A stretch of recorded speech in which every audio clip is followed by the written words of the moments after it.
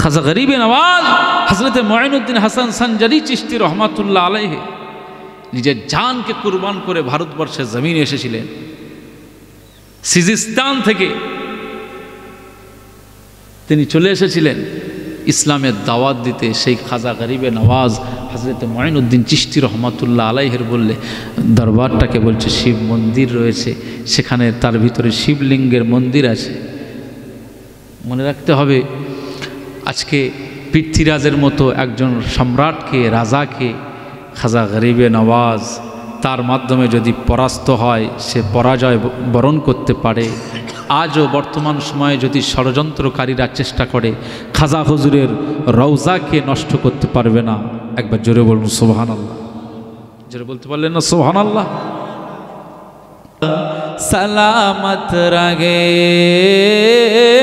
কাদেরি आस्ताना सलामत रगे हुकुम था के अदा हो नमाजे 50 बोलबेन ना सुबहानाल्लाह नारे ताकबीर। নামাজের হুকুম কতটা হয়েছিল? কয় ওয়াক্ত? 50 ওয়াক্ত। নামাজের হুকুম আল্লাহ কয় ওয়াক্ত করেছিলেন? 50 ওয়াক্ত। মা আমিনার বেটা কলিজার টুকরা কামলিওয়ালা আমাদের নবীজি সেই আরশে আজিমের মহানতম দরবারে মেরাজের রাতে গিয়ে এই 50 ওয়াক্তের নামাজটাকে কমিয়ে কমিয়ে কমিয়ে কমিয়ে সেই 50 ওয়াক্তের নামাজটা 5 ওয়াক্ত আমার আল্লাহ হাবিবের ওসিলায় ছেড়ে দিলেন। একবার জোরে বলুন সুবহান। 45 ওয়াক্ত ডিসকাউন্ট হয়েছে। মুসলমানের ছেলেরা, এ নবীর উম্মত উম্মতিরা, খুব খেয়াল করে শুনুন।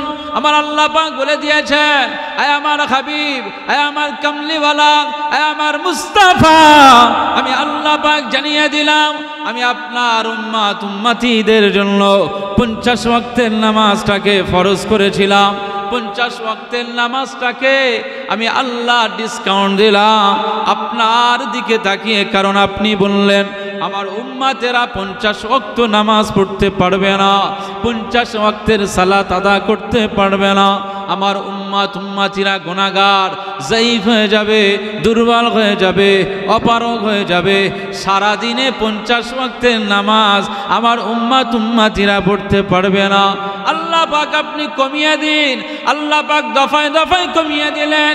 5 ওয়াক্ত করে কমিয়ে কমিয়ে কমিয়ে কমিয়ে একেবারে শেষ 5 ওয়াক্ত নামাজ চলে এসেছে।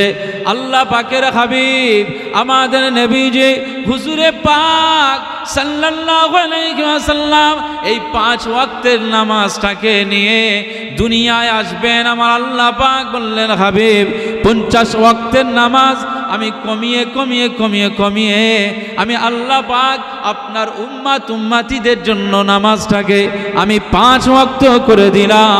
পৃথিবীর জমিনে আপনার কোন উম্মত উম্মতি যদি এই 5 ওয়াক্ত নামাজটা সারা দিন রাতে যদি আদায় করতে পারে, দিনের বেলায় 3 ওয়াক্ত, দিনের বেলায় 2 ওয়াক্ত আর রাতের বেলায় 3 ওয়াক্ত, এই নামাজ যদি আদা করতে পারে, আয় আমার হাবিব, আয় আমার মুস্তাফা, আয় আমার দোস্ত, আমি আল্লাহ পাক জানি আমায় আমালে আমি আল্লাহ 50 ওয়াক্তের নামাজের সওয়াব দিয়ে দেব।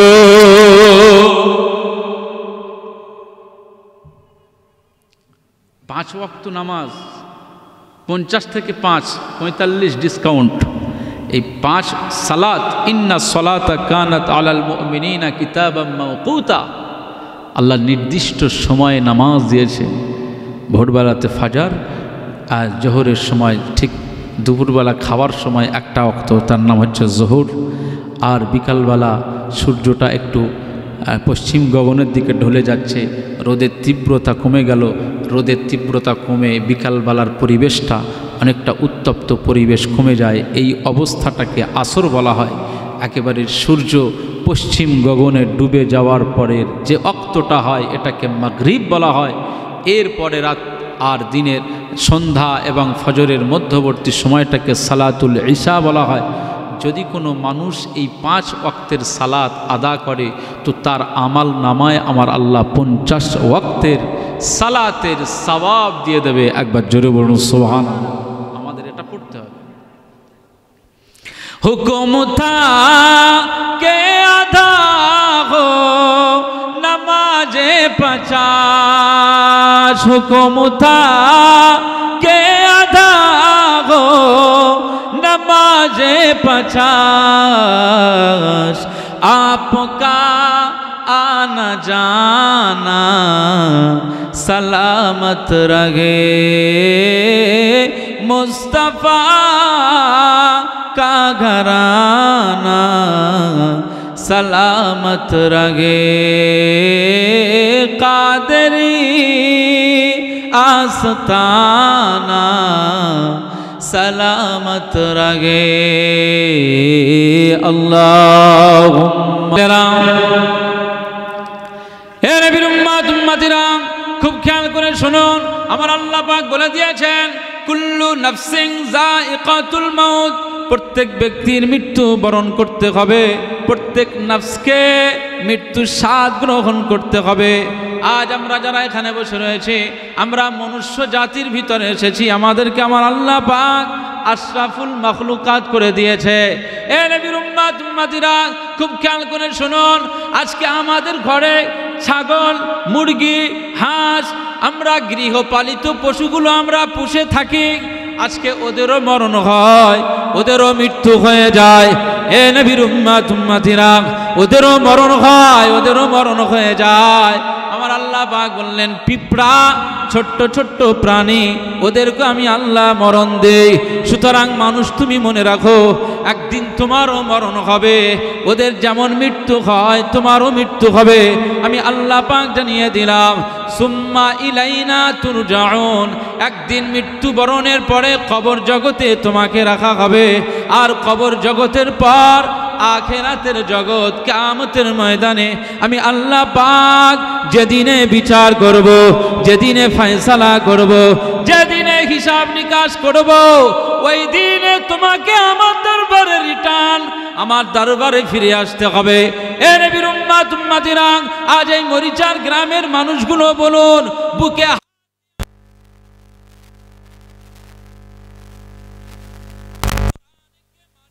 কিতাবের উপরে বিশ্বাস করেছি, সেই কিতাব আমাদেরকে বলছে সুম্মা ইলাইনা তুরজাউন, একদিন মৃত্যুবরণ হবে। আর মরণের পরে একদিন কিয়ামতের ময়দানে আল্লাহ পাকের সামনে যেতে হবে। এ নবীর উম্মত উম্মতিরা, তাহলে আল্লাহ পাকের দরবারে একদিন যখন আমরা উঠব, হাসরের ময়দানে আমরা যখন উঠব, আল্লাহ পাক আমাদের কি বিচার, ফয়সালা, জাস্টিফাই করবে না করবে না? করবে, বিচার করবে না? করবে, কারণ আমাদেরই কি বিচার হবে। আল্লাহ পাক বলছেন যে শুধু মনুষ্য জাতির বিচার হবে, বিচার হবে ওয়াল ওয়াজনু ইয়াওমা ইযনিল হক। এই মনুষ্য জাতির বিচারের একটি দাঁড়িপাল্লা আছে, তার নাম হচ্ছে মিজান। ওয়াল ওয়াজনু ইয়াওমা ইযনিল হক, সেদিনে ওজন ন্যায়সঙ্গতভাবে ওজন করা হবে, ন্যায়সঙ্গতভাবে ওজন হবে। আপনি যাবেন কোথায়? এই আমি আসবার সময়ে সোনপুরের ওই তেল পাম্প থেকে আমি তেল নিচ্ছিলাম। এখানে যারা বাইক চড়েন, যারা গাড়ি চড়েন, আচ্ছা আপনারা যারা তেল পাম্পে যান, 250 টাকার তেল, 250 টাকার, 450 টাকার, 150 টাকার, আচ্ছা আপনারা টাকা ধরিয়ে দিয়ে কি চেহারাটা অন্যদিক ঘুরিয়ে রাখেন? না ওই তেল পাম্পের যেখানে আপনার তেলের হিসাব হচ্ছে, টাকার অঙ্কের হিসাব হচ্ছে, কত টাকার তেল নিচ্ছেন, মিটার বক্সের দিকে তাকান। কোনটা? মিটার বক্সের দিকে না? আপনি যখন তেল পাম্পে তেল নিচ্ছেন তখন মিটার বক্সের দিকে অটোমেটিক আপনার চোখ চলে যায় যে আমি 150 টাকার তেল নিচ্ছি, ঠিকঠাক তেল দিচ্ছি কিনা। এটা যদি আপনার বাইকের জন্য, আপনার গাড়ির জন্য, আপনার ইঞ্জিনের জন্য যদি এই 150 টাকার 250 টাকার তেল যাতে কম না হয় তার জন্য যদি আপনার দৃষ্টিটা যদি এই মিটার বক্সের দিকে থাকে, তো আল্লাহ পাক আপনাকে এই পৃথিবীর জমিনে কি খেলতামাশার জন্য পাঠিয়েছে? হ্যাঁ, কিছু করতে হবে তো, আল্লাহর জন্য সিজদা দিতে হবে, আল্লাহর জন্য তাসবিহ পড়তে হবে, সুবহানাল্লাহ, আলহামদুলিল্লাহ, আল্লাহু আকবার। এই সব কিছু গুছিয়ে যদি আপনি করতে পারেন তো কিয়ামতের ময়দানে একটা গজল বলার সুযোগ দেন ইমরান সাহেবকে, আমার ইজ্জতের জন্য পরে আপনার সাথে কথা বলবো, ঠিক আছে? কি বলছেন? ইমরান সাহেব একটা গজল বলবে, ছেলেদের নামে বলা হয়, এটা আমাদের ক্ষোভ হচ্ছে। আপনার মিনার থাকবে, এটা মানুষের কথা রাগ করবেন না, পরে আপনার সাথে কথা বলে নেবো। আচ্ছা, সে অসুবিধা নেই। আসলে আমি তো ছিলাই, মানে আমি তো ছেড়ে দেবো না, বুঝে উঠতে পারবেন। ও আচ্ছা আচ্ছা, ঠিক আছে, আসুন, অসুবিধা নেই। যেহেতু আমি এখানে এসেছি, আমি জানি ইমরান ভাই যান আসে, ওনারা গজল বলছেন, তারপরে ওনারা আমার আসার সাথে সাথে ছেড়ে দিয়েছেন। আমি বলিনি যে আমার জন্যই ছেড়ে দেন, এরকম বলেনি। তো উনি আসবেন, একটা গজল বলবে আপনাদের খিদমতে, আপনারা শুনবেন তো নাকি? একটা গজল বলবে, শুনবেন। উনি আসছেন, ইনশাল্লাহ আমি ছেড়ে দেবো সেই সময়টা। তো আমি যে কথা আপনাদেরকে বলছিলাম, কিয়ামতের ময়দানে আমাদের ফায়সালা হবে, সেই ফায়সালার জন্য তৈরি হতে হবে এখান থেকে। আজকে এখানে মুরব্বী চাচাজিরা রয়েছেন এবং জন যুবক ভাইরা বসে রয়েছেন এবং আমি রয়েছি, আমার বয়স 35 ইয়ার্স, এবং এখানে যারা বসেন 55 ইয়ার্স, 65 বা 65 বছর বয়সের আমাদের চাচাজিরা রয়েছেন। দেখেন চেহারার দাড়িগুলো আগে কালো ছিল, এখন সাদা হয়ে গেছে। এই যে আমার দাড়িটা কালো, এই বয়সে ওনার দাড়িটাও কালো ছিল, এখন সাদা হয়ে গিয়েছে। আপনি মনে করতেছেন কি যে আপনার এই দাড়িটাও এখন কালো আছে, এইভাবেই চলবে জীবন? না, একদিনও আপনার সাদা দাড়ি হয়ে যাবে, চামড়া গুটিয়ে যাবে। এরপরে আপনাকে কবরে যেতে হবে। এই মা বাপ দাদু দাদিরা শুয়ে রয়েছে, তাদের মতো আমাকেও কাফন পরিয়ে ওই কবরে শোয়ানো হবে। মুসলমানের ছেলেরা, এ নবীর উম্মত উম্মতিরা, খুব খেয়াল করে শুনুন। আজকে যারা কবরে শুয়ে রয়েছেন, তাদের নাজাতের প্রয়োজন রয়েছে, তাদের শান্তির প্রয়োজন রয়েছে। আজ আমরা যারা সন্তান সন্ততি এই জায়গায় বসে বসে সুবহানাল্লাহ পড়ে, এই জায়গায় বসে বসে আজ আলহামদুলিল্লাহ পড়ে, এই জায়গায় বসে আল্লাহু আকবার বলে, এই জায়গায় বসে আমরা দরুদ শরীফ পড়ে, আজ আমাদের এই পরিবেশটায় যদি আমার আল্লাহ খুশি হয়ে যান, আমার আল্লাহ পাক যদি খুশি হয়ে যান, তো আমার আল্লাহ পাক আমাদের এই মজলিসের উপরে খুশি হয়ে গিয়ে এতটা খুশি হবে, আমাদের এই মজলিসের ওসিলায় কবরওয়ালাদের কবরে আমার আল্লাহ শান্তি দিয়ে দেবে। আচ্ছা, ঠিক আছে। বা এই মাফলার, এই জ্যাকেট, এই যে গায়ে দিয়ে আসছে কিসের কারণে? ঠান্ডা থেকে বাঁচার জন্য, তাই না? মনে রাখতে হবে, সারা বছরের দুইটা কাল আছে, একটা গ্রীষ্মকালের অত্যন্ত গরম আর এই শীতকালের অত্যন্ত ঠান্ডা। দুটোই কিন্তু জাহান্নামার নিঃশ্বাস। দুটোই কি বলেন? জাহান্নামের নিঃশ্বাস। আমরা নাক দিয়ে শ্বাস নেই, অক্সিজেন নেই, আর কার্বন ডাই অক্সাইড যেটা নিঃশ্বাস ফেলি, এরকম ফেলা হয় তো নাকি? নাক থেকে দেখবেন যে বাতাস বার হয়ে আসে, এটাকে কার্বন ডাই অক্সাইড বা নিঃশ্বাস বলা হয়। দেখবেন ভিতর থেকে যেটা বার হয় ওটা কি একেবারে গরম গরম বাতাস যেন বার হয়, হয় না? হয় না? তো জাহান্নামার এই নিঃশ্বাস সারা বছর সারা সিজনের ভিতরে দুইবার ফেলার আল্লাহ নির্দেশ দিলেন।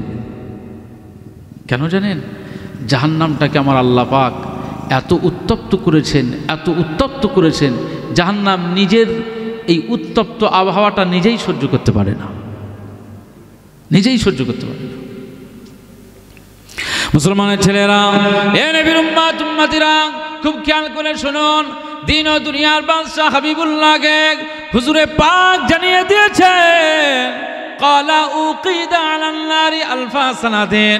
আমার আল্লাহ পাক জাহান্নামটাকে 1000 বছর পর্যন্ত জ্বালালেন। যখন জাহান্নাম তৈরি করলেন, জাহান্নাম তৈরি করার পরে জাহান্নামটাকে 1000 বছর পর্যন্ত উত্তপ্ত করলেন। 1000 বছর পর্যন্ত জ্বালানোর পরে আমার আল্লাহ পাকের ঠিক পছন্দ হলো না, মনোপুত হলো না। আর তাই নবীজি জানিয়ে দিয়েছেন আমার আল্লাহ পাক এই জাহান্নামটাকে সুম্মা উখিদা আলাইহা আলফা সানাতিন, এই জাহান্নামটাকে আবার 1000 বছর পর্যন্ত জ্বালালেন। এই 1000 বছর পর্যন্ত জ্বালানোর পরে হাত্তা আবিয়াদ্দাত, জাহান্নামার আগুনের কালারটা সাদা হয়ে যায়। কয় হাজার বছর পর্যন্ত জ্বালানো হলো বলেন? 2000। 1000 বছর পর্যন্ত জ্বালানোর পরে জাহান্নামার কালারটা হাত্তা আহমাররাত, লাল হয়। এরপরে আরও 1000 বছর পর্যন্ত জ্বালানো হলো। আরও 1000 বছর পর্যন্ত জ্বালানোর পরে দেখা গিয়েছে জাহান্নামার কালারটা হাত্তা আবিয়াদ্দাত, জাহান্নামার আগুনের কালারটা সাদা হয়ে যায়। আল্লাহ পাকের ঠিক পছন্দ হলো না। এই জাহান্নামটাকে সুম্মা উকিদা আলাইহা আলফা সানাতিন, জাহান্নামটাকে আরও 1000 বছর পর্যন্ত জ্বালানো হলো। সর্বমোট 3000 বছর পর্যন্ত জাহান্নামটাকে বানালেন, উত্তপ্ত করলেন। এই 3000 বছর পর্যন্ত জ্বালানোর পরে জাহান্নামার কালারটা হাত্তা আসওয়াদ্দাত, এই জাহান্নামার আগুনের কালারটা একেবারে কালো হয়ে যায়। কালো, এত কালো হয়ে যায় যে পাশাপাশি আমরা দুজন ইমাম সাহেব হুজুর যদি পাশাপাশি বসে থাকি, ওনার চেহারা আমি দেখতে পাবো না, আর উনিও আমার চেহারা দেখতে পাবে না। ফাহিয়া মাজলামাতুন, এত কালো গাঢ় অন্ধকার হয়ে রয়েছে সেই জাহান্নাম এখনো পর্যন্ত, যে খুব গাঢ় ঘন কালো অন্ধকার, কেউ কারোর চেহারা দেখতে পাবে না। আর জাহান্নামার উত্তপ্ত পরিবেশটা এত হয়েছে জাহান্নাম নিজেই সহ্য করতে পারে না। জাহান্নাম আল্লাহ পাকের দরবারে ফরিয়াদ করেন, আল্লাহ পাক আমি জাহান্নাম নিজের গরম নিজেই সহ্য করতে পারি না, আমার জন্য একটু কিছু ব্যবস্থা করে দিন। জাহান্নাম যখন এই কথাটা আল্লাহ পাকের দরবারে পেশ করলেন, আল্লাহ পাকের দরবারে ফরিয়াদ করলেন, আমি এই উত্তপ্ত পরিবেশে সহ্য করতে পারি না, আমার জন্য একটা ব্যবস্থা করে দিন। তখন আমার আল্লাহ পাক এই জাহান্নামটাকে বছরে 2 বার নিঃশ্বাস ফেলার সুযোগ করে দিয়েছেন। এক হলো উত্তপ্ত গরমকালে আমরা যেটা পাই, আর এই শীতকালীন সময়ে অতি ঠান্ডা এই নিঃশ্বাসটা জাহান্নাম ফেলে, তাই গোটা পৃথিবীটা ঠান্ডা হয়ে যায়। আর গরমকালে জাহান্নাম আর উত্তপ্ত নিঃশ্বাসটা যখন জাহান্নাম ফেলে দেয়, গোটা পৃথিবীটা গরম হয়ে যায়। এসি লাগানো ছাড়া যেন শরীর ঠান্ডা হয় না। রান্নাঘরে গরম, ঘরে গরম, বাতাস ছাড়ছি সেও গরম, বাইরে বেরোচ্ছি গরম, ছাতা নিয়ে বের হয়েছি ছাতাও গরম। এরকম যখন গ্রীষ্মকালীন সময়ে যখন রাস্তায় বের হই এরকম গরম হয় না? এই জাহান্নাম আর উত্তপ্ত আবহাওয়া, জাহান্নাম নিঃশ্বাস ফেলে, ওই আবহাওয়াটা আমাদের জমিনে ছড়িয়ে পড়ে, আমরা সহ্য করতে পারি না। তাহলে শীত অতি ঠান্ডাও সহ্য করতে পারি না, আর অতি গরমও সহ্য করতে পারি না। মনে রাখতে হবে আমার আল্লাহ জান্নাতটা এত সুন্দর করেছে, সেখানে এরকম অতি ঠান্ডা রাখবেন না যে এরকম কম্বল জড়িয়ে থাকতে হবে জান্নাতে। আমার আল্লাহ জান্নাতের ভিতরের আবহাওয়াটা এমন ঠান্ডা রেখেছে যে শান্তিপূর্ণ সালাম, শান্তিপূর্ণ ঠান্ডা আমার আল্লাহ জান্নাতের ভিতরে রেখে দিয়েছে। একবার জোরে বলুন সুবহানাল্লাহ। একটা দৃষ্টান্ত দিব আপনাদের। হ্যাঁ, আগুন কি গরম তো নাকি? গরম। এখন নমরুদ নবী ইব্রাহিম আলাইহিস সালামের জন্য অগ্নিকুণ্ড বানিয়েছিল না? বিশাল অগ্নিকুণ্ড। ইব্রাহিম আলাইহিস সালামকে ওই আগুনে শাস্তি দিয়ে মেরে ফেলবে, এটা তার ষড়যন্ত্র ছিল। একজন মানুষকে মারতে গেলে গায়ে একটু কেরোসিন ঢেলে দিলেই, একটু পেট্রোল ঢেলে দিলেই, একটু দেশলাই ঠুকে দিলেই তো মারা যায়, জ্বলে যায়। কিন্তু এত বিশাল অগ্নিকুণ্ড বানানোর কোনো দরকার নেই। আসলে নমরুদ দেখেছে যে আমার বিরুদ্ধে কথা বলার মতো কারও সাহস নেই, একমাত্র আমার বিরুদ্ধে গর্জে উঠেছে এই ইব্রাহিম আলাইহিস সালাম। সুতরাং ওকে এমন শাস্তি দিতে হবে যে গোটা পৃথিবীর মানুষ আর জীবনে যেন আমার বিরুদ্ধে কথা না বলে। কথা বুঝতে পারছেন? তো নমরুদ বিশাল অগ্নিকুণ্ড বানালো।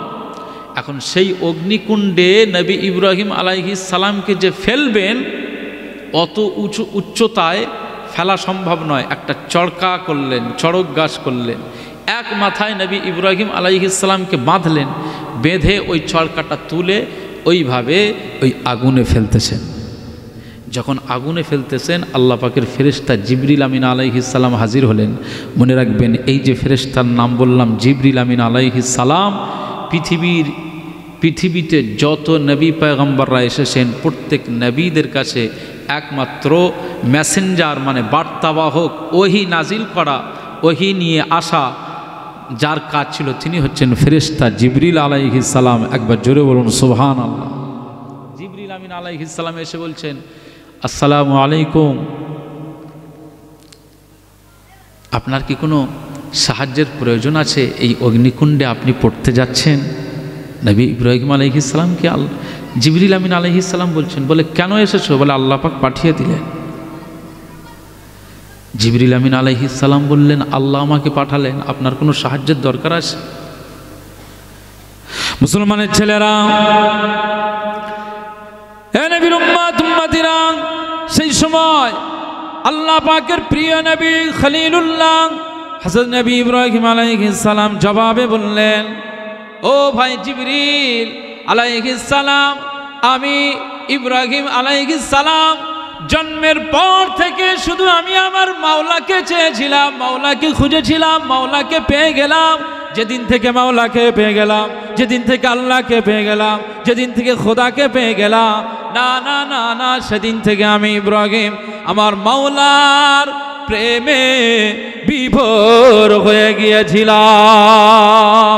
আমি যেদিন থেকে আমার আল্লাহর ভালোবাসা দিয়েছি, ওই দিন থেকে আর কাউকে পরোয়া করি নাই। আমার অন্তরে সবসময় আমার আল্লাহ ছাড়া আর কারো ভালোবাসি না। পৃথিবীর জমিনে আমি আমার আল্লাহ ছাড়া আর কারো দিনে দাওয়াত দিই না। আমি ইব্রাহিম আলাইহিস সালাম আমার আল্লাহ ছাড়া আর কাউকে চিনি না। আমি আল্লাহ ছাড়া আর কাউকে পছন্দ করি না। আমি আমার আল্লাহকে পাওয়ার জন্য এই জমিনে অনেক অত্যাচারের শিকার হয়েছে। মনে রাখতে হবে, জিবরিল আমিন আলাইহিস সালাম, আজ আমি ইব্রাহিমকে ওরা ধরে এই আগুনে ফেলে দিয়ে আমাকে শাস্তি দিতে চায়। এই শাস্তি দেওয়াটা কি আমার আল্লাহ দেখছেন না দেখেন না? দেখতে পাচ্ছেন তো নাকি? সূরা বাকারা আয়াতুল কুরসি বলা হয়, 3 পারার একেবারে মিডিল পজিশনে রয়েছে, আল্লাহু লা ইলাহা ইল্লা হুয়াল হাইয়ুল কাইয়্যুম। আমার আল্লাহ পাক বলেন, আমি আল্লাহ, লা ইলাহা, তিনি ছাড়া কোনো উপাস্য নাই, ইল্লা হুয়াল হাইয়ুল কাইয়্যুম, তিনি হলেন চিরঞ্জীবী আর তিনি হলেন চিরস্থায়ী। এ নবীর উম্মত উম্মতিরা, আমাদের মরণ হবে আর আমার আল্লাহর মরণ নেই, তিনি চিরঞ্জীবী আর আমার আল্লাহ চিরস্থায়ী। না না, বাদশা আসবে যাবে, পতন হবে, বাদশার উত্থান পতন হবে, সরকার আসবে যাবে, সম্রাট আসবে যাবে, সব আসবে যাবে, কিন্তু আমার আল্লাহ পাকের কোনো উত্থান পতন নেই। আমার আল্লাহ আদিতে ছিল, আজও আছে, ভবিষ্যতেও থাকবে। আদিতে সর্বদা সদা সর্বদা সারা জীবনের জন্য চিরস্থায়ী হয়ে আমাদের রব হয়ে থাকবে। বলেন না সুবহানাল্লাহ। লা তাখুযুহু সিনাতুম ওয়ালা নাওম। আমার আল্লাহ পাক বলছেন যে তোমাদের ক্লান্তি আসে, তোমাদের ঘুম আসে, তোমাদের ঘুম আসে, আমি আল্লাহ পাক বলছি লা তাখুযুহু সিনাতুম ওয়ালা নাওম, আমার কোনো ঘুম তো দূরের কথা, কোনো তন্দ্রাই আমার স্পর্শ করে না। দেখবেন ভ্যানওয়ালা ভ্যান টেনে প্যাটেল করে এক জায়গায় যখন বসে যায়, বসেই কিন্তু ঘুমিয়ে পড়ে, বসেই ঘুমিয়ে যায়। বহু মানুষ ক্লান্তিতে বাসে বসে, চেয়ারে বাসের সিটে বসে অনেকেই ঘুমিয়ে যায় না, যায় না, বহু মানুষ ঘুমিয়ে যায়, ক্লান্তি এসে গেলে ঘুম হয়। কিন্তু আমার আল্লাহ পাক, এই ইমাম সাহেব হুজুর খুতবা দিলে বহু মুসল্লি দেখবেন পিলারের গোড়ায় বসে ঘুমোচ্ছে, এরকম হয় না? হয় না? আমাদের ঘুম আসে, আমাদের তন্দ্রা আসে, আমার আল্লাহর কোনো তন্দ্রা, ঘুম তো দূরের কথা, কোনো তন্দ্রাই নেই। সারা জীবনের জন্য তিনি দৃষ্টি দিয়ে রয়েছেন। তো ফেরেশতা জিবরিল আমিন আলাইহিস সালামকে নবী ইব্রাহিম আলাইহিস সালাম বলছেন, আমি যে আগুনে পড়ছি এটা কি আমার আল্লাহ দেখছেন না? হ্যাঁ দেখছেন। তো তিনি যখন দেখছেন নবী ইব্রাহিম আজ আগুনে পড়তে চলেছে, নমরুদের জ্বালানো আগুনে পড়ে যাওয়ায় যদি ইব্রাহিম পড়ে গিয়ে যদি ধূলিসাৎ হয়, সারখার হয়ে যায়, এতে যদি আমার আল্লাহ খুশি হন, আমি কোনো পরোয়া করি না।